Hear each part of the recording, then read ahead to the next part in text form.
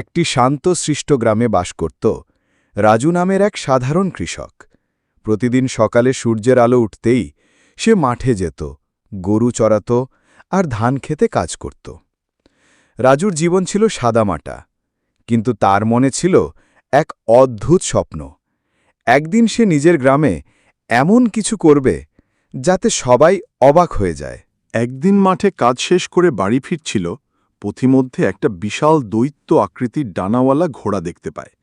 সেই দৈত্যটা কৃষক রাজুকে বলে, আমি কার্টুন দুনিয়ার জিনি, আমার থেকে তুমি 3টে মজার ইচ্ছা পূরণ করতে পারো। রাজুর চোখ চকচক করে উঠল। প্রথম ইচ্ছা, তার গরু যেন কথা বলতে পারে।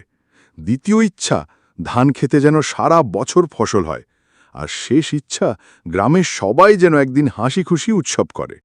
পরদিন দেখা গেল রাজুর গরু বাজারে দাঁড়িয়ে গল্প করছে। ধান ক্ষেত সোনালি শীষে ভরে গেছে আর গ্রাম জুড়ে নাচগানের উৎসব হচ্ছে। ফলে রাজুর ছোট্ট গ্রাম হয়ে উঠল কার্টুনের মতো মজার এক স্বপ্নপুরী, যেখানে হাসি খুশি আর বন্ধুত্ব ছিল সবার বড়